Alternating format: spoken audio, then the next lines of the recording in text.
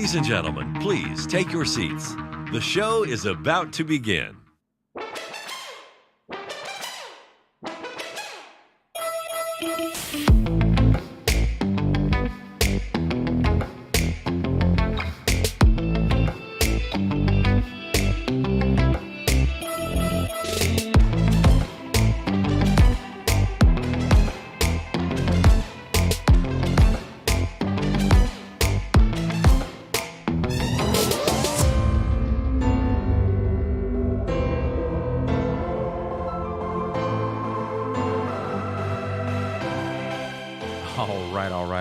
What's up? I feel like Matthew McConaughey. All right. All right. We are going into another episode on The Wire today. We're going to talk about what you can build with Wire. We're going to get into the ecosystem, what we're building right now, what you're going to be able to build in the future. Just kind of have a little discussion. We've got a few of our ecosystem partners on with us. Grayson, again, from last week. If you saw the video all about crypto. Actually, let's bring everybody in here. Grayson was waving and nobody could see you. And we've got Luke from Mandox as well. We've got Kyle, our CTO here. Ken is currently on a call with the folks over at Binance. We've got a couple of those lined up, so a little sneak peek about what's going on in the background. I'm not even sure I'm supposed to tell you all that, but whatever. We just did, and we're going to get into it. We're going to have a lot of fun today talking about, again, what you can build with Wire. Let's see who's in the comments right now. What's up? I see Robert's in the house. Let's go to this shot.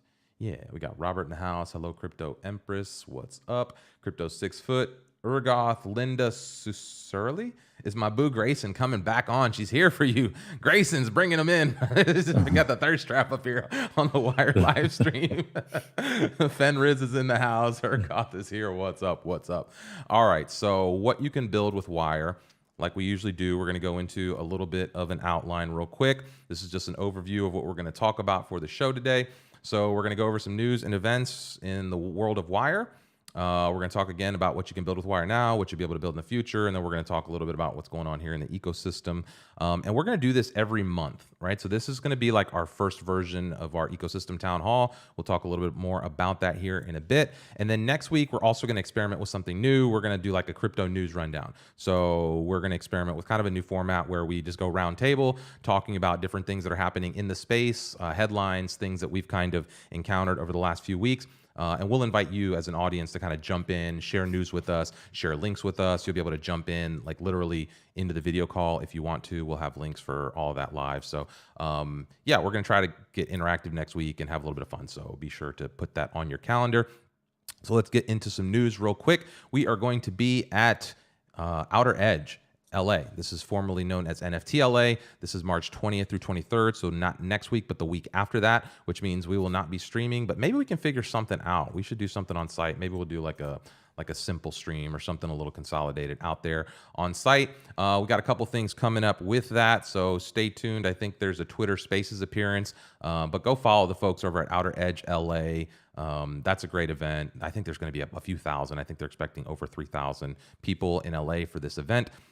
So we're going to be one of the top sponsors. We're building the app for the experience for people to kind of check and keep up with the schedule and everything that's going on inside of there. So that's coming up.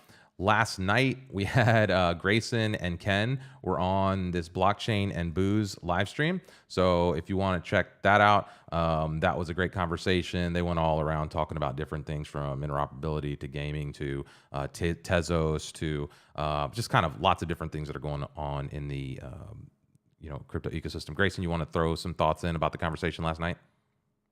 Yeah, no, I mean, I thought it went well. It was cool to kind of get a little bit more technical.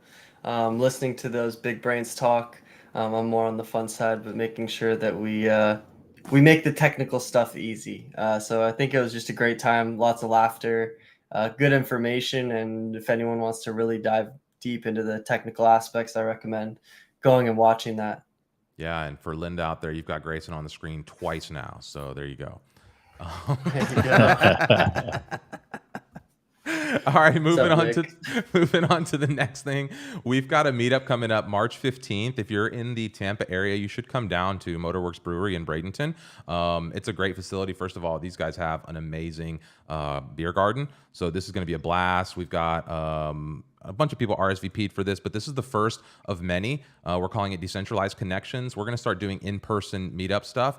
And so we'll have some of our dev team there. There's going to be other crypto founders there. There's going to be other startup and tech founders there. This is going to be a cool opportunity to just kind of get your hands, like get hands on and network with folks that are in crypto, around tech, just here in this area. And so we're also collaborating with folks in St. Pete and Tampa. So all around this Tampa Bay region, we're going to be doing some meetups over the next few months as we move forward. So anyway, stay tuned for that. And I think that's all we got. Ooh, don't be looking at that, Joe. Okay, I think that's all we have for news and updates, decentralized connections. Yeah, we can get into this here. So let's just get into what you can build now. We've got a little screenshot with some of our ecosystem plays on the screen. We're gonna walk through a couple of these. We'll talk just a little bit about kind of what exists in the ecosystem right now. Obviously, we're on with Luke and Grayson, who are developing currently on the network. Kyle, you can kind of talk to the experience and kind of what we've been up to. But yeah, let's just take it around the horn here. First chance, Kyle, set us up a little bit. The ecosystem, the Wire, the network's been up for a little while. We're kind of just starting to build momentum, breaking out of the surface here, building a lot of foundation over the last few years, and now we're kind of like breaking into the surface. So talk to me a little bit about the ecosystem, what you can build now with Wire. Let's just jump into it. Right on. Yeah, I mean, so anything that you can build and that you've seen built on other blockchains can be more easily implemented on Wire. But beyond that, if you have a application that's Web 2 or you're planning on building something, adding Web 3 with Wire is very easy. Login SDK, you don't have to worry about the nuances of interacting with a bunch of, different softwares like MetaMask or anything like that. You can build the wallet right into your dApp, and you can tailor the experience around your workflow there. And then, as we've talked in the past on other streams, utilizing resources on the network and everything like that is very straightforward and not something that you have to hit your users with. Yeah, so that's, I think, kind of like the thing we're going to keep harping on as we come back to all this stuff and as we go through maybe what we can do, because I think I have slides, like an individual slide for each of these, Kyle. So maybe what we can do is like run through each of them, talk a little bit about like what's kind of being built on each, and specifically how that fits into what you just said. So, like we're just breaking the surface. So we're going to run through these. We're going to run through all these like use cases right here. But, what we're working towards is a higher level interoperability standard that allows kind of mass adoption. And we've explained this. If you go back to some of our episodes on interoperability, if you go back to some of the first few episodes we did, we dive deep on this diagram specifically and how this universal polymorphic address protocol kind of acts as an HTTP layer for crypto that starts to unify the protocols and really is going to allow for some interesting things. So that includes that name service layer, I think that Kyle just mentioned briefly, the universal addressing, and then we're going to talk, I think is the first step here, MegaMask is a wallet that's going to be rolling out, and this is the first interoperable UPAP-enabled wallet that's going to be on the market. Kyle, what does that mean? All right, so MegaMask is going to be a standalone wallet, but with it more in the sense of the wallets we have right now are kind of like Internet Explorer, and then there was a Chrome event. You've got easy extensions, websites work, all of them. Just what the actual like moving the bar to where it needs to be. You said that, I want to hang on, but you said that really quickly. You said you're like Internet Explorer, and then there's like a Chrome event, and so like you're just assuming everyone's a web nerd or that an internet nerd. So like let's unpack that. What you're saying is that Chrome was like a step forward, like a major step forward in what a browser could be, and therefore it changed the way we interacted with the web. If you were, like if you're in web development or if you're ever dealt with the web, like dealing with Internet Explorer, even up until like recently, like a few years ago, was just a chore, right? And so there are these moments where things just get easier to use, and I think like, are there other analogies you can draw other than to the Chrome thing? Like, what other analogies can we kind of parallel here in the space? I mean, it's like is it a Facebook to MySpace thing? Is it like a Google to Yahoo thing? Like what, where else? Well, it's more about like the interoperability, because Wire doesn't need MegaMask the way the rest of blockchain does. When you're going to build a dApp and integrate Web3, probably the biggest decision you get dropped on your plate right off the bat is, oh man, there's all these different networks. It's weird because people won't understand that right away. They're used to a unified Web 2. And then they're not going to understand the implications of, okay, we're going to build this all out on Solana.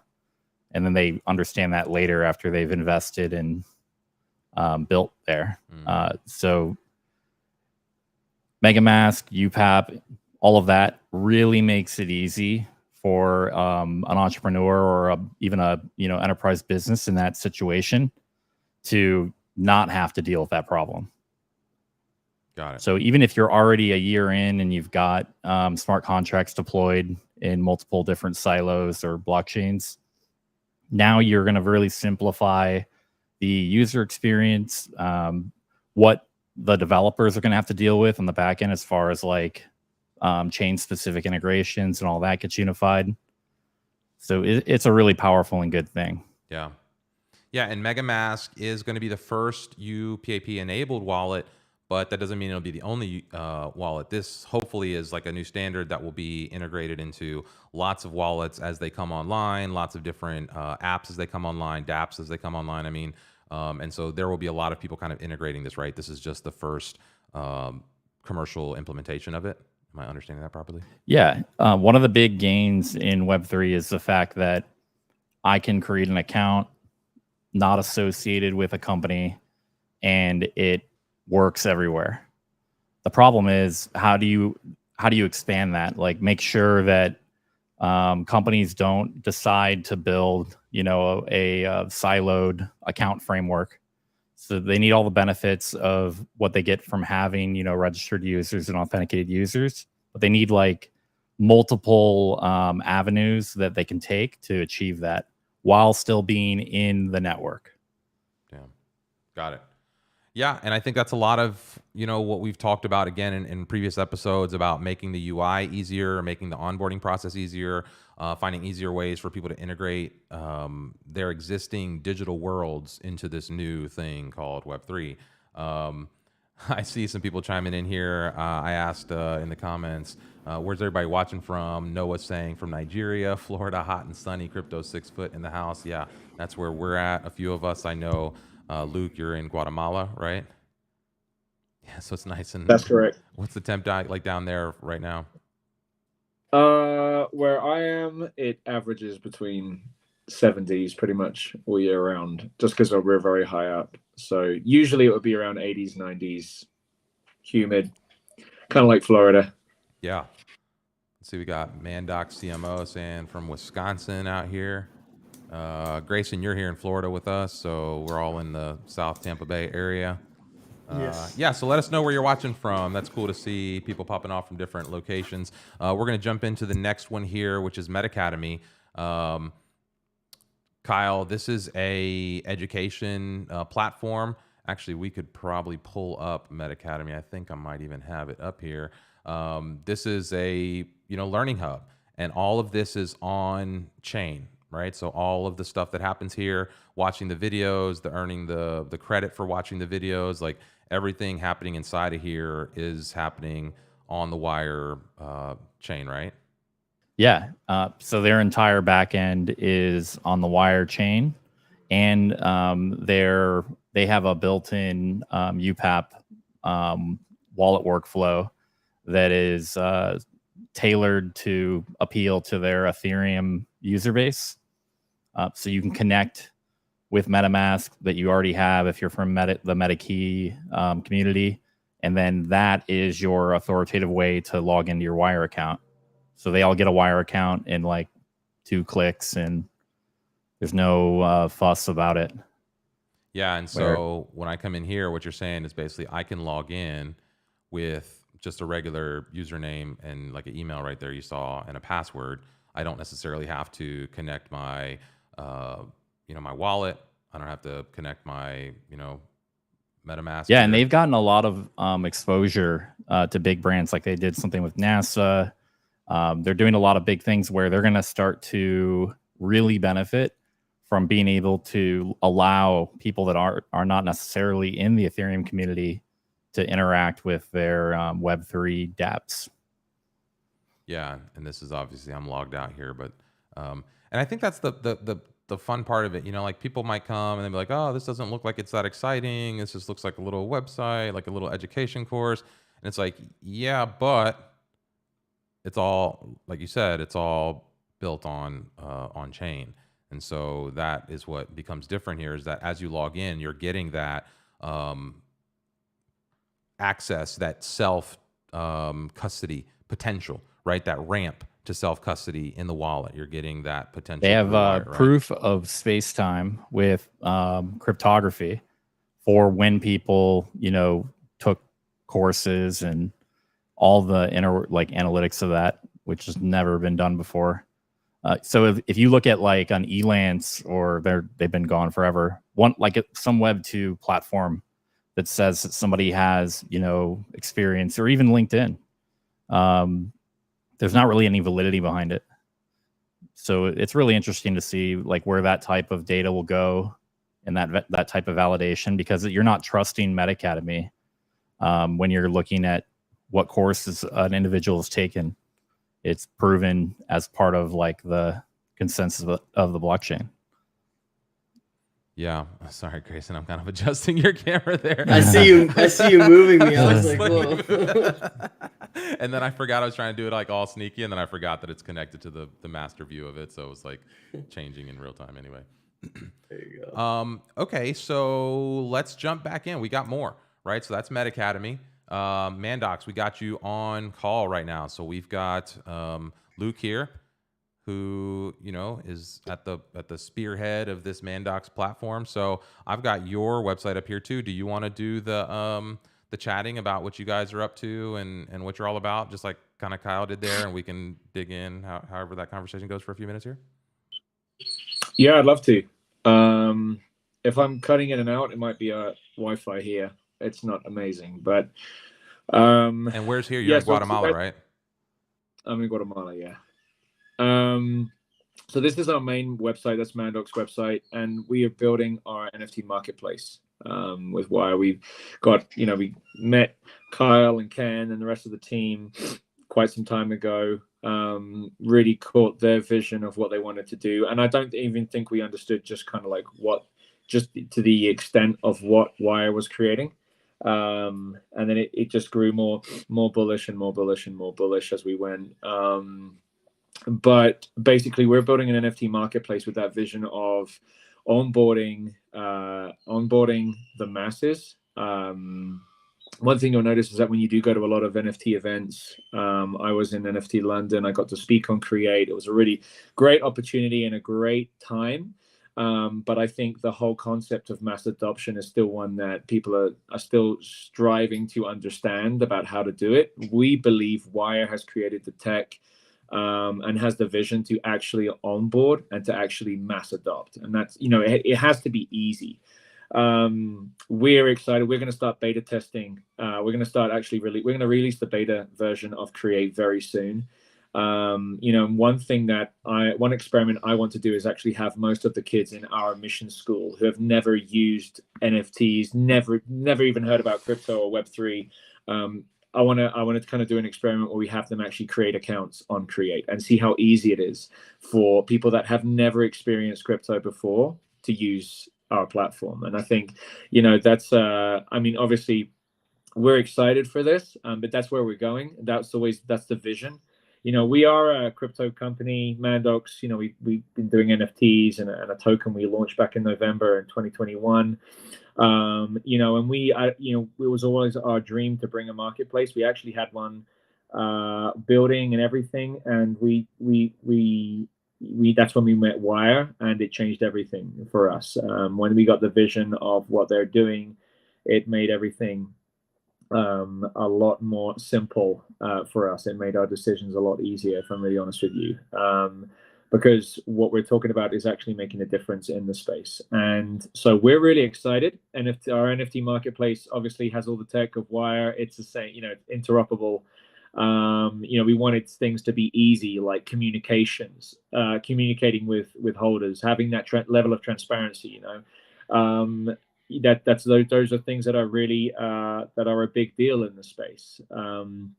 and making it easier, whether you're a company, whether you're a business and you want like a shop on there, making it easy for everyone. If you're just an artist, or if you just want to upload your photos and store them on the blockchain, it's easy. Obviously using the NFT camera, those types of things. It's just making it a lot easier, and it's making what people know. People know social media. This is one thing that we've been really kind of focusing on a lot, is everybody knows social media. Come to Guatemala, I'll take you up into the middle of the mountains. People may have a pretty simple version of a smartphone, but they'll probably have Facebook on it, or they've heard of that. And I think making the transition for this is going to be so easy, because people will be able to literally sign in, create it, and it's done. They can literally mint their own photos in a form of an NFT, but it's always stored on the blockchain. So it's not just about buying and selling NFTs. We are a marketplace. We want that. We want to see people using it, enjoying like full interoperability, but also we want people to get into it just for the sake of, hey, this is, I'm creating NFTs and I don't even know I'm doing it, that kind of thing. So that is really kind of the vision behind Create. And what we want to do, we want to really, we want to be the marketplace out there. I remember I spoke to Ken a couple of weeks ago, and I was like, obviously we want to be out here. We want to compete with other marketplaces. And Ken and Carl said to me, dude, you won't be competing with a marketplace. You're not going to compete with them. You're going to outshine them. What we're doing here is it really is, what were the words you used, Kyle? It's like turning up next to a Honda Civic and a Bugatti or something like that. I can't remember the exact words.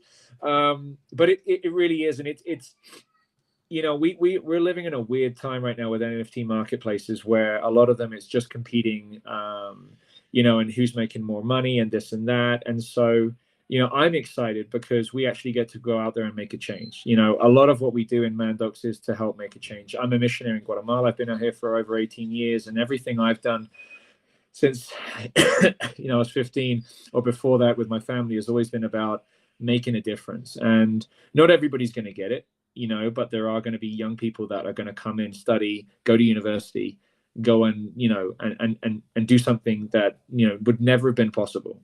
And so I think with that mindset behind Mandox, that's one thing that we've always been focused on: going out, making a difference, doing something that will actually have an impact. And Wire is going to do that, and we're just excited to be part of the ecosystem, and to be some of the first people here. I think that's pretty awesome. Yeah, sometimes. Go ahead. I was going to say, we're excited to have you.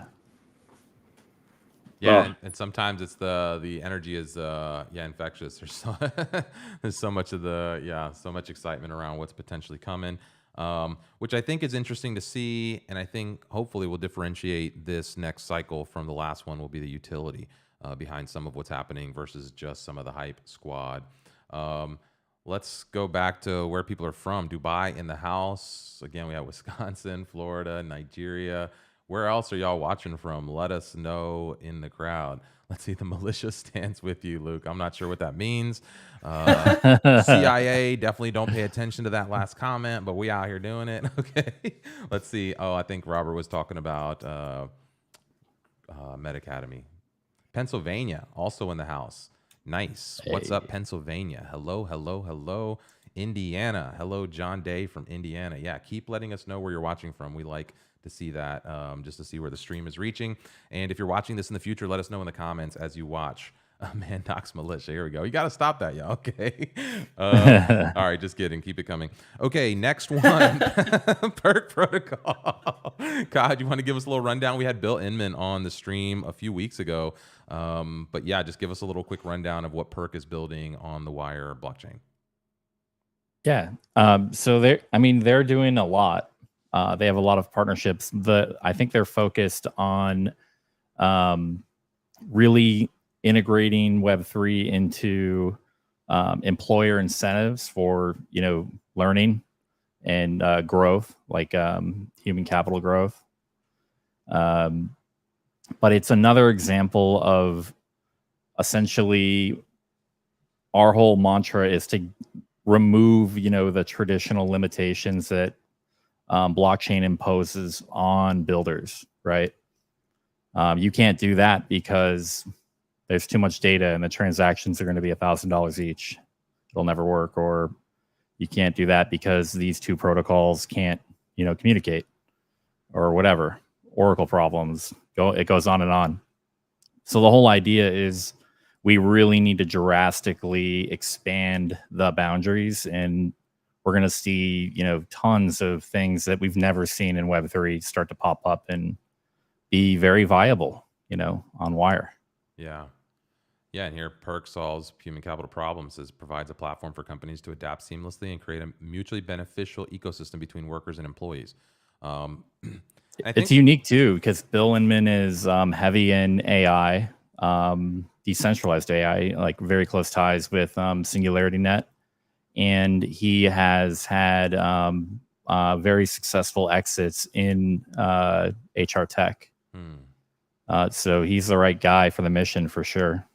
Yeah. And I think we're going to start seeing a lot of this as people start to figure out. We saw the same trend in gaming. We saw the same trend that we talked about with you, Grayson, and here it is popping up again in HR, where like you're starting to see the value from the creator scale is being pushed from the top of this hierarchy infrastructure lower down the chain, right? And so the premise here is that the employee gets to keep and create value in some of what they build for the employer, even after they move on, or to be able to take some of that with you. Again, just like in the game ecosystem, where more of the IP that you create, and you're going to see that as a trend as we go through some of these other ecosystem plays, more of the IP that you create as an individual or as part of this system is yours to keep as an individual. It doesn't just get absorbed and sucked up into this machine, and then you're just part of, you're just one of the cogs. It's like, yeah, we're one of the cogs, but if you pull the cog out, like the machine starts to break a little bit, right? And maybe you can get away with a couple cogs missing, but you start ripping all the cogs out and eventually the machine falls apart. And that's what we're seeing across society at scale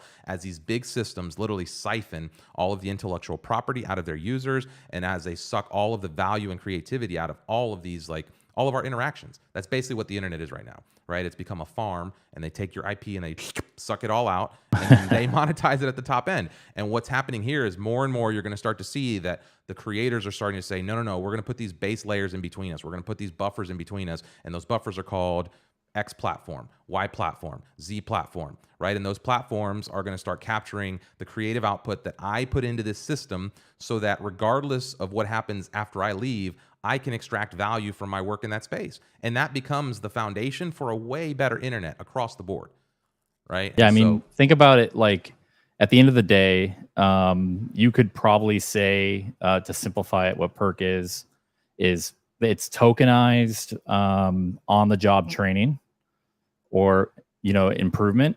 Because imagine a world where multiple companies can contribute to a system that is, achieving that, and they're not doing it alone. So you're not necessarily worried about making the investment in an employee if there's a pool of employees that many companies have made the investment in. And that is very appropriate to be on a blockchain and publicly, verifiable. Because you can easily imagine issues in a Web 2 scenario. Yeah, and I think, again, that's just going to start, you're just going to start to see more and more of that. It's going to start to become a requirement. Because once you break that foundation layer, like once you basically set like a precedent for how this thing is, and you start showing people who play games that they can take the value from one game to another, they're not going to want to play in a game where the value's stuck in the game, right? When you work at a place that lets you extract some of the value of what you build, maybe that's not going to be the same type of job where you're going to work there full time and retire with a pension from that operation, but maybe you will find small ways, right? Think about gig economy or value exchange economy or other things where you can provide value to a system that doesn't have to be full time, but you can continually then license the value you give that system. Think about YouTube, right? As a content creator, right? That's essentially what we're talking about if YouTube was sharing more and more of their ad revenue with actual users. And so imagine if those types of systems were baked into the cakes of these systems that we use, of these platforms that we use. And I think that's what we're starting to see here is the beginning of that. And whether it's built with Wire or the next system, it's like, they're just going to be built, right? We're in this cool phase where lots of this stuff is being built right now, and it's going to be fun to see how that plays out. So Grayson, you're up next. Let's jump. I know we did a whole show on this for anybody who wants to take a deeper dive than what we're maybe going to get here. but carry that conversation over into how what we just talked about, dives into a little bit of the gaming and a little bit of what's going on in like, in innovations in what's happening with how people play and have fun inside of this tech. Yeah, for sure. I mean, I'll touch on what Luke was talking about earlier too, kind of with the mass adoption. I always kind of lead with that. Our goal is just to onboard that next major group of individuals into the Web3 space. But I think it's kind of been looked down upon lately. So, using Wire's tech, we're going to be able to use single sign-on, not making people sign in with wallets or making cumbersome hoops for people to kind of jump through in order to play Web3 games, right? So, utilizing Wire's high TPS, fully on-chain gaming, we're really excited to kind of just be launching this kind of new breed of mobile games.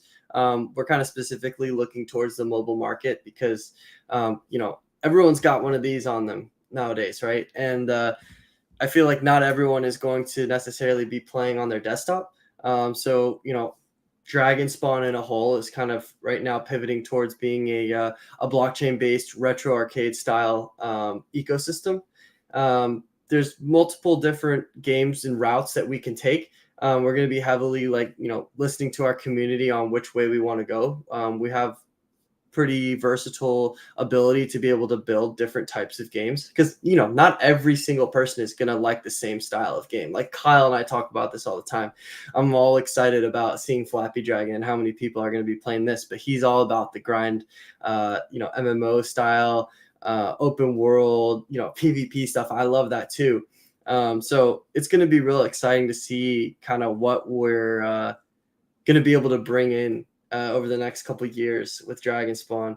And just, our initial goal is just to launch a simple onboarding process for these new users that are going to be coming in with a really sound, concrete, fundamental infrastructure, Web3 based on the back end. Because not everyone needs to know that, oh, hey, this is a blockchain tech stack behind this game. Our goal is just for them to play the game because it's fun. And then, wow, all this time that I spent playing this fun game, now I can, exchange these tokens or these coins that I've collected for something of value. That's where we onboard partnerships. And, I was talking with Kyle the other day. I was like, I want to buy a Tesla truck and be able to give it away, like to someone with a bunch of tokens, stuff like that. It'll be real cool to see. Yeah, and as we're looking at it here, same thing we showed you with the MetaCademy login, right? If we go to the MetaCademy login, you can connect, but this is just a username and password. And if we go to DragonSpawn, you can connect MetaMask, so you can connect with your wallet, but you can also, again, use the Wire-powered single, the SSO for crypto, if you will, where you've got an opportunity to just log in with a regular username and password process. Right. So again, you get the benefits of blockchain, you get the benefits of gaming, but somebody could come to this and never even know, right? Like they could never even know they're not going to know. And you can, that's configurable. He's not going to know. Like DragonSpawn decides what they want.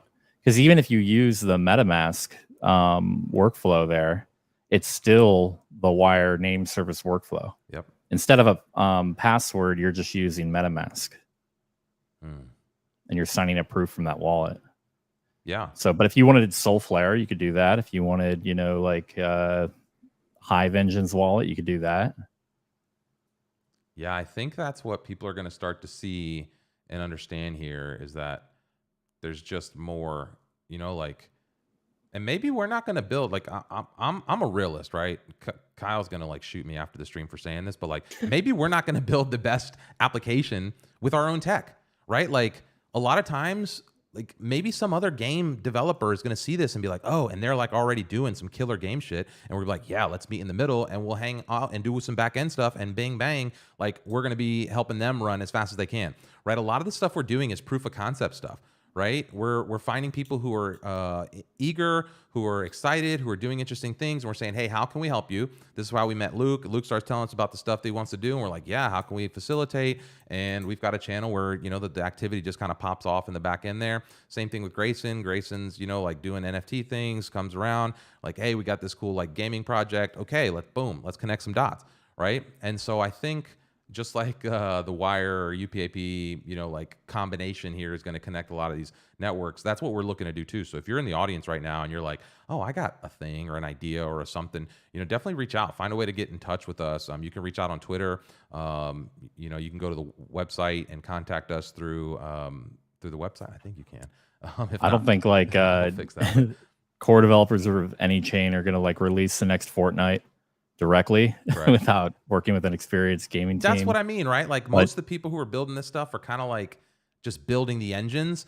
We need the people with the race cars to come and build the body and the performance brakes and the the nice leather seats and like all the beautiful things that you need. Like you just need good engines, Here's what a lot of people forget though. Like gaming is a really cool medium as a technology because it stretches, the limitations of tech.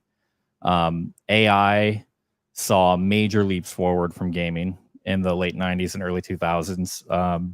The reason that we have like the computers that power AI are GPUs, many little ones, which happens to be the same type of compute that games need for, high quality, high poly graphics.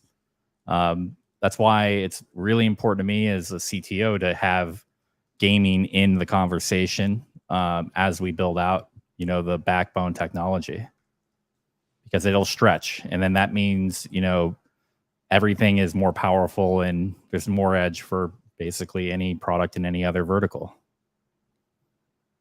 Yeah. Luke or Grayson, any thoughts? No, I completely agree. Do you concur, Doctor? I concur. I mean, high transaction speed is key because every time you're doing any type of distribution on a token reward, that's a transaction on a blockchain. So, Wire's high TPS, definitely the way to go. Yeah, I mean, DragonSpawn has a full consensus mechanism and like Bitcoin style play to earn smart contracts that act as almost a standalone protocol. And that wouldn't be possible without, a lot of bandwidth on the network. We're all going to watch me. Let's see if Raymmar got any better from the last of course I didn't get any better. My Bluetooth keyboard is definitely not faster or more connected than it has been in the past. So we're just going to eventually I'm going to get good at this game. And I'm going to come on one day and just beast it. And we'll just we'll have a live stream where I hit the high score and people will just be like, The whole stream would be you playing then because the guy got Mandox has gaming goals and projects going on, I think, too. Yeah, Luke? Yeah, we do. We didn't really set out to do gaming. We, our whole goal was the NFTs, the marketplace.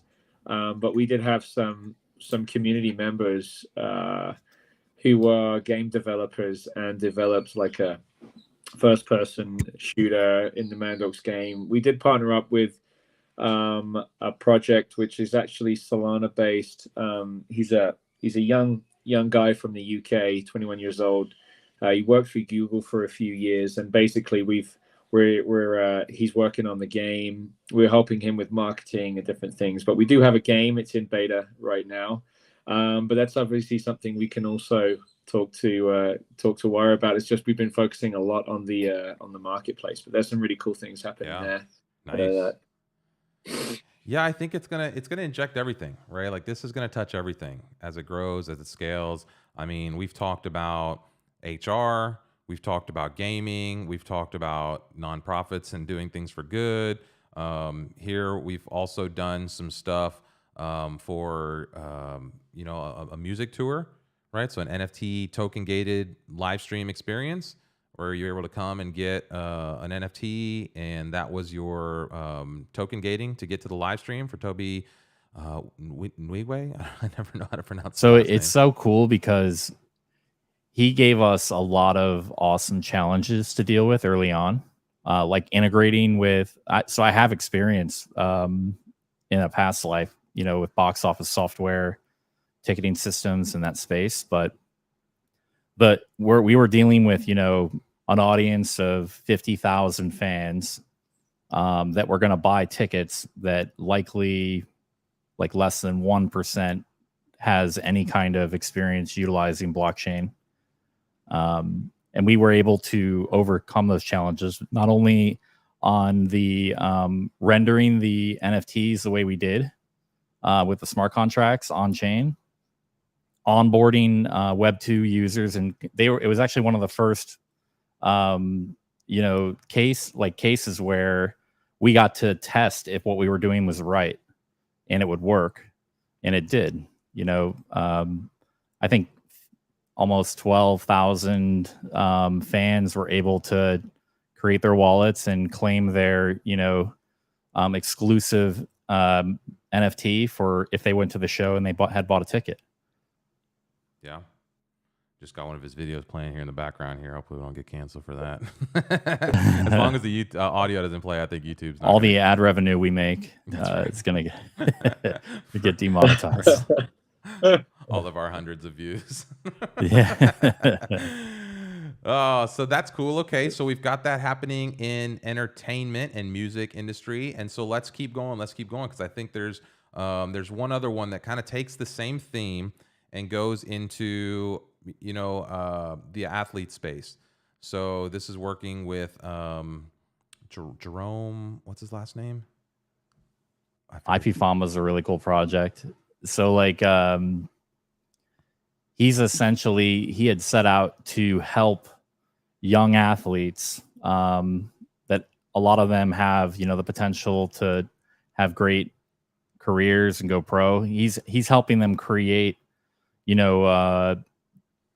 collectibles and intellectual property related to their whole journey before, like at the high school level, before they go to college and they really get to become known. And I mean, there's a whole thing around how colleges interact with athletes that's crazy if you get into it.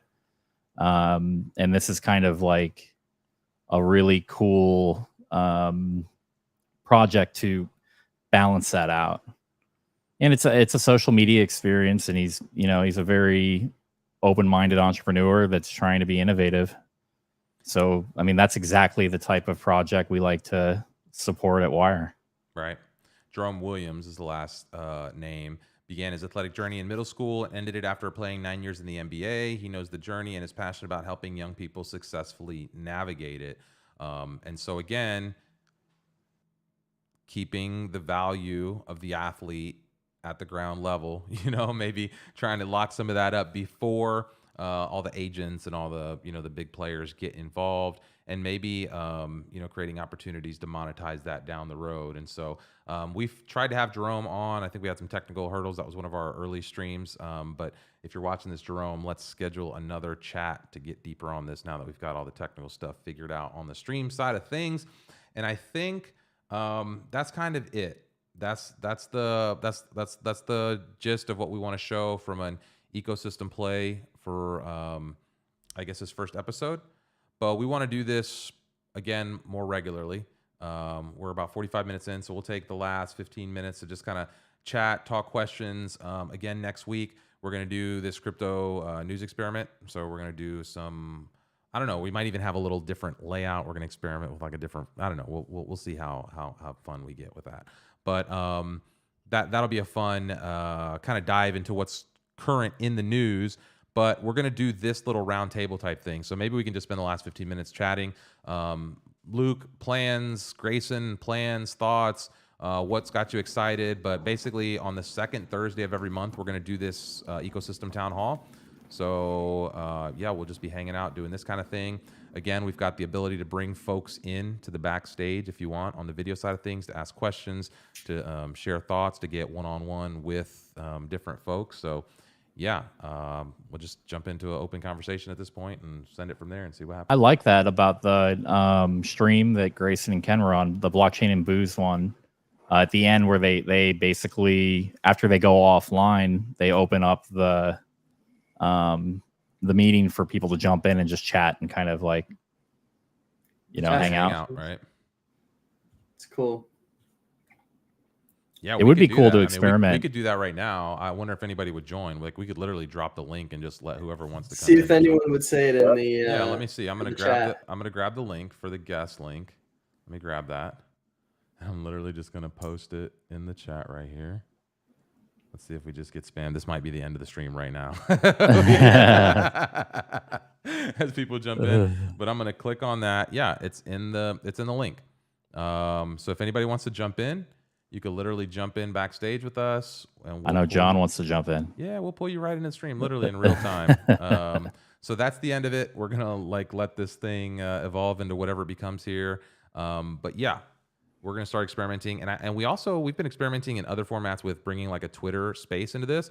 So Luke, maybe if y'all ever want to, like when you do your Twitter Spaces, if we want to start adding like a video to that, or if we want to collaborate on some spaces, or if you're out there watching and you want to like do some kind of multimedia experiment as it relates to some crypto stuff. I don't know. We're interested in playing with the streaming and the Twitter Spaces, and like let's mess around. That'd be awesome. I'd be definitely down for that. Well, I think a big part of this too is the technology is a big part, but the human connection is a real big part too, right? I think the most important crypto projects are the ones that foster the best communities, and I think that there's no. It's not a coincidence that community and crypto and kind of all of this stuff are percolating as like top marketing channels / business initiatives / like how you can monetize collective efforts and stuff. I don't think it's a coincidence that this is all kind of sprouting up at the same time. So, asking no, for and a I think password. as well during COVID and all that as well, it kind of helped. It didn't help us in real life, but I mean, it definitely helped the crypto space because a lot of people were, joining spaces and and a lot of that was born out of those times. And so I know that one of our biggest marketing tactics is always having spaces and having that constant communication with people. And we have a fantastic community, very strong community that's followed the whole vision since the beginning. So it's definitely been a really cool ride. If anybody's watching right now and saying it's asking for a password, the password is all caps Wire 2023, and we're gonna have to change that after the show, I think. But yeah, so there's a couple folks that are saying it's asking for a password. That password is Wire 2023. If you still want to join and jump in back here with us, but yeah, I agree with you, Luke. I think this stuff is only important if it impacts real people. Otherwise, it's just a game. And as much fun as games are, like real life is more important, and it becomes the ultimate game. And so like the better we get at like actually improving the lives of the people that live around us and the people that interact with these products, like the better all of the tech is going to get and going to be. And I think just, that creates a lot of synergy, So here we go. I have a few people jumping in here. So let's see. We got John and Andrew. Let's see. I'll add them to the scene. Boom, boom. Let's bring them on stage. Hello, hello. Let's remove these two because we already got them. What's up, Andrew? How you doing? We can hear you. You're on. You're live. Can you hear us, Andrew? All right. Maybe Andrew's got nothing to say. John. All right. This is John. Yeah, John, send it. Hey, I've been loving the videos. I would love to the roadmap, Kyle, and kind of what the plan is for 2023. Is that going to be scheduled here in the near future? I love that. I think it'd be a great idea to incorporate, the latest overview of the roadmap into the stream. Nice. Yeah, that'd be a great suggestion to do a roadmap stream. It could be a good segment too, like a 5-minute, because our roadmap updates a lot, not pushing goalposts back, but just new things, expansion, especially with how everything's going right now. There's probably going to be some drastic expansions to our roadmap. Nice.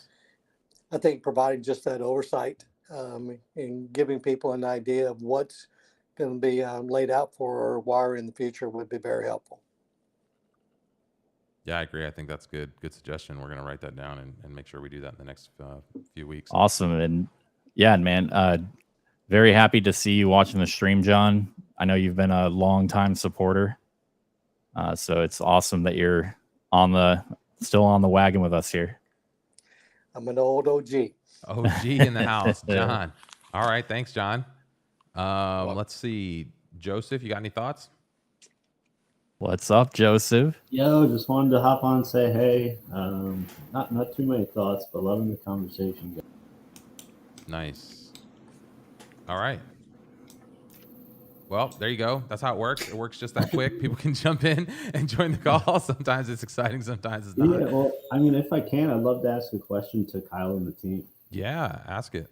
Yeah, so I run a game studio as well, and we've been speaking to a lot of networks. I'm just wondering what separates Wire from a traditional network like Solana or Polygon.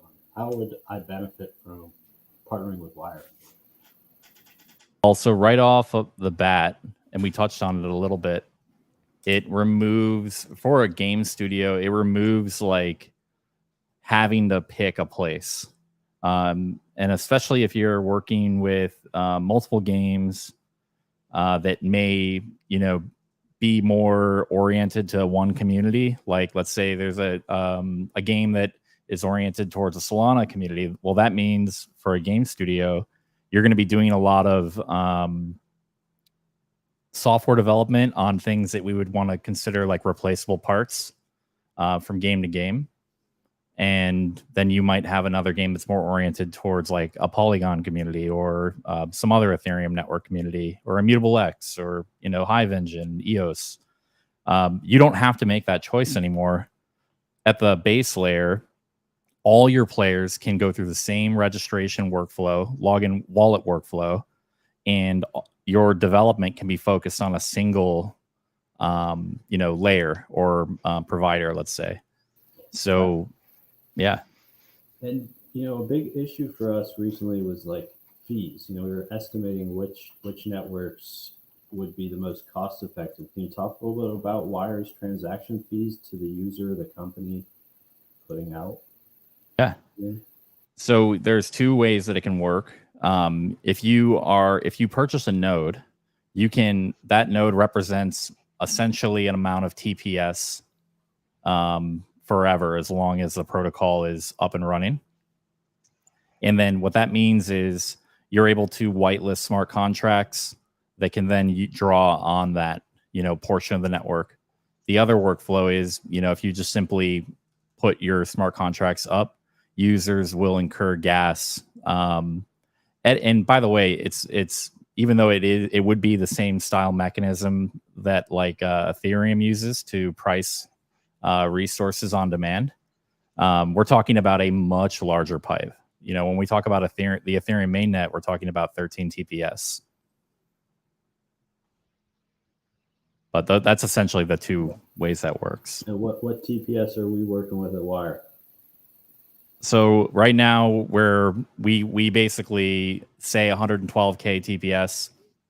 In reality, it can be a little bit more than that. It can be a lot more than that. It can be a little bit less than that.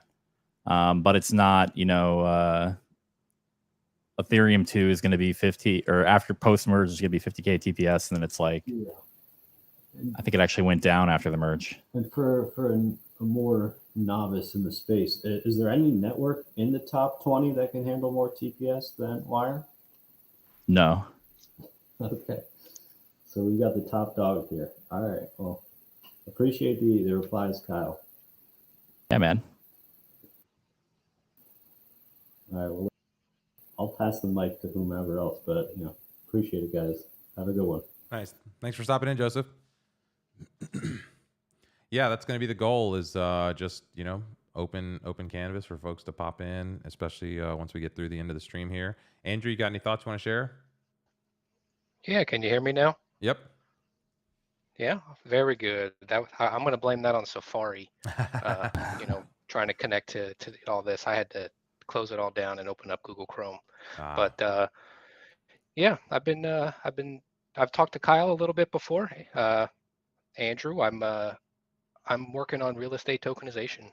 So, it's a different type of token than your standard utility token or, game mechanics. It's a security token. I think once you get into the real estate industry and where we don't have a lot of framework on how to exactly move through the the railways that are currently in place. So the people who are doing it are going off the original or our Web 2 way of securities regulations, and then some people do it outside of the United States. So those are those are just some things that I'm dealing with right now. But we're just getting started here, located in Tampa, Florida. New Wealth Collab, just an hour north of Silicon Swamp or Wire.Network. Nice. Yeah, and New Wealth is a tier 2 node holder. So shout out to you guys. Nice. Yes. We're a tier 2 node holder.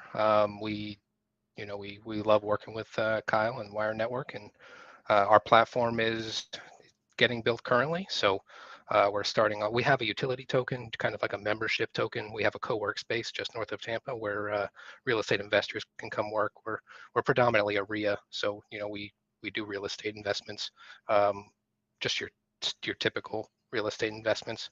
And I'm just in charge of spearheading the real estate tokenization process. Nice. You guys have an awesome community too. I've gone to a few of their events, and the energy is just fantastic. And like what they've been working on creating and building up there in Tampa.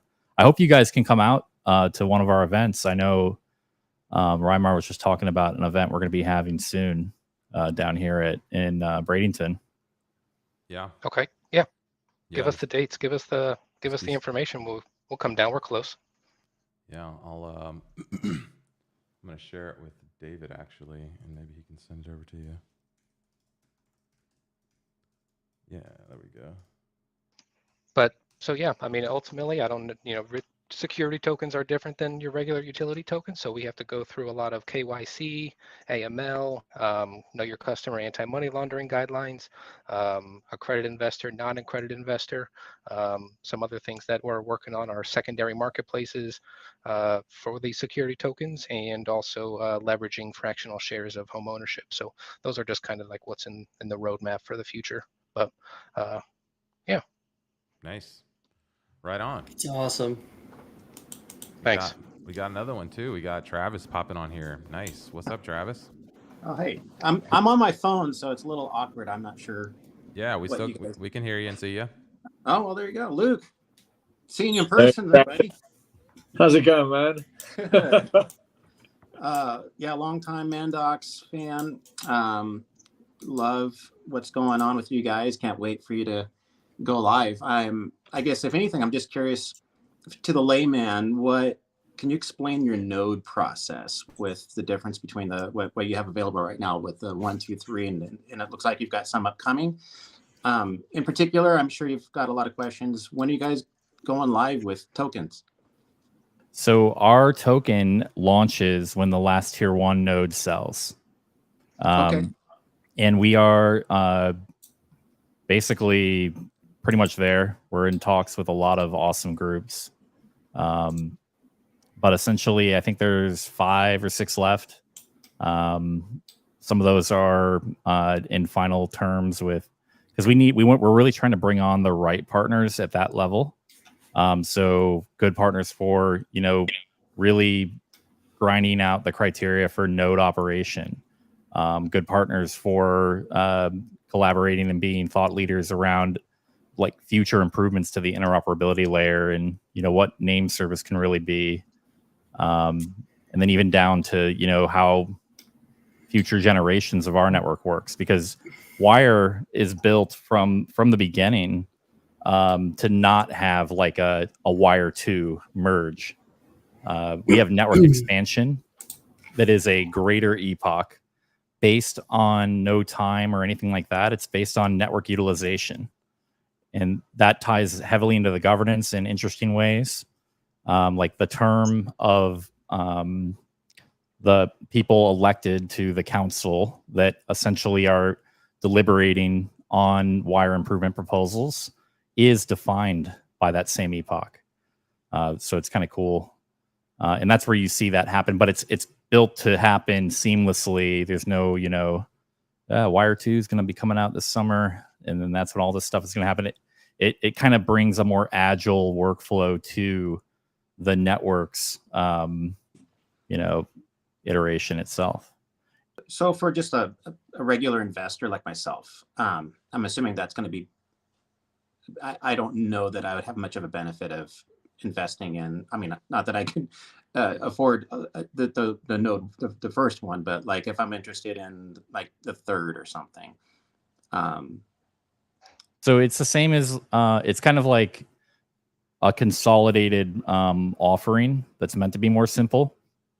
So a node, a tier 1 and a tier 2 node, those are the only nodes that represent portions of the network, like the network's throughput.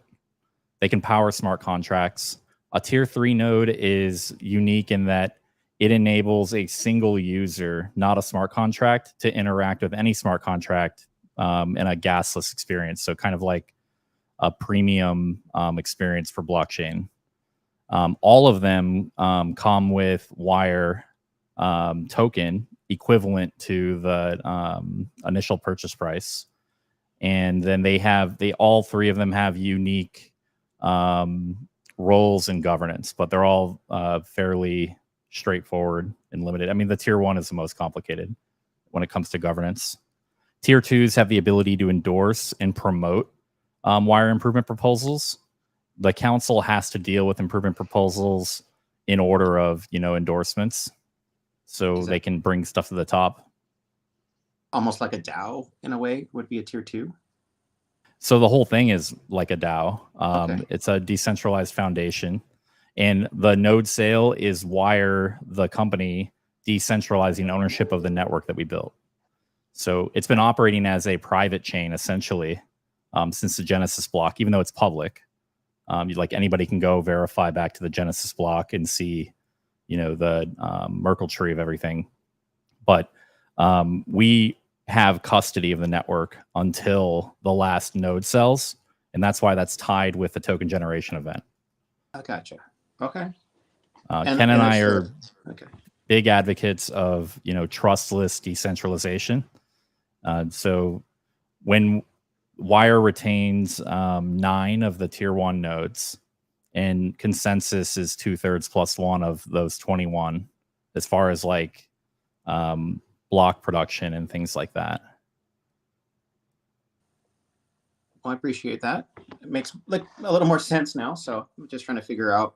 I mean, I've been hearing secondhand through obviously the excitement that Mandox community has. So I'm just trying to figure out how you guys work a little more.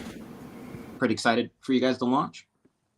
Awesome, man. Yeah, it's great to field the questions, and awesome that you're checking us out. We're a new layer 1, so I mean, there's a lot of new things. It's not like similar to the existing models, so there is a good amount of like stuff that you can read into and learn about that's unique. Nice. All right. That's pretty much all I had. So yeah, thank you. Yeah, I think at that we're gonna. What's that? I know. Luke and I are like, we've been talking a lot. I just never nice. had a live video feed. So yeah. Here you are. Nice. All right. So I think that's gonna be a good break point. Let's just bring it back to this shot. I think we'll leave it at that. It's been a good discussion about what you can build with Wire, what's being built with Wire, our first little ecosystem town hall discussion. Thanks everyone who's watching live and everyone who was with us. We spanned quite a broad reach today. Let's see if anybody else let us know where they were from. So we had Nigeria, Florida, Wisconsin, Dubai. Let's see, who else do we have? We have Pennsylvania, Indiana, Northern Chicagoland, Arizona, Oregon.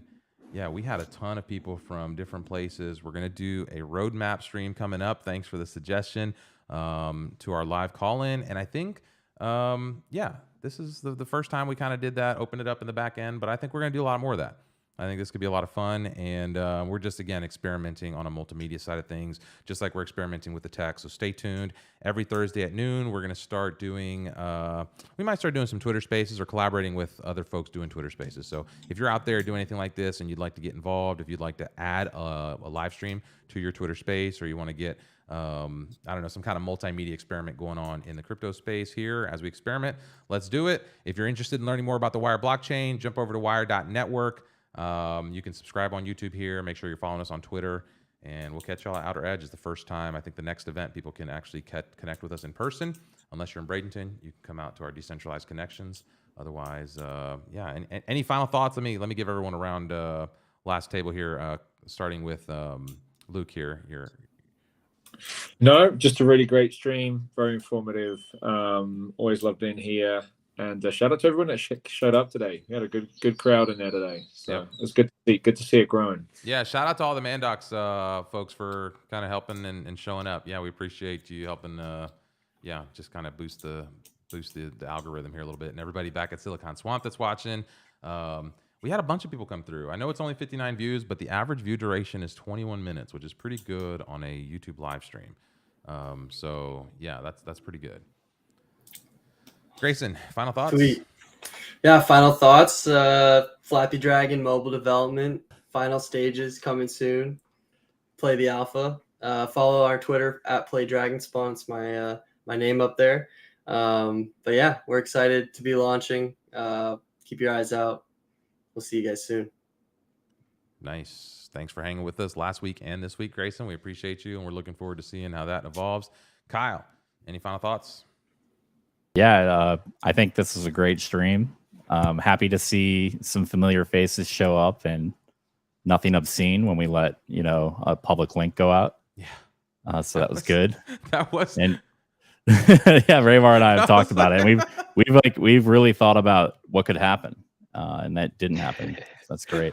we were certain we were gonna get that's why I joked about oh, this is where the end stream ends, because I had my finger on the kill the live stream button. But yeah, anybody that wants to reach out, I'm happy to talk about things in a tighter conversation where we can get technical or go into why the governance is structured a certain way or specific questions around. I've done software architecture with startups for 15 years, so I'm well seasoned in giving advice and talking about anything anybody's building. Right on. Well, thanks to everyone who joined us. Again, next week we're going to do this crypto news rundown. We'll be at NFT LA, and we've got the decentralized connection. So that's it. We're winding down. Hit them with the outro music. Oh, throw that back up there. Yeah, see everyone. Thanks for joining us. Bye. Cheers.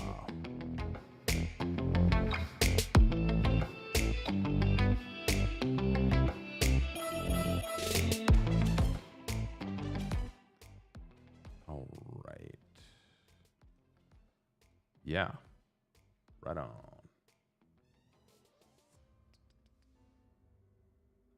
Oh, shit.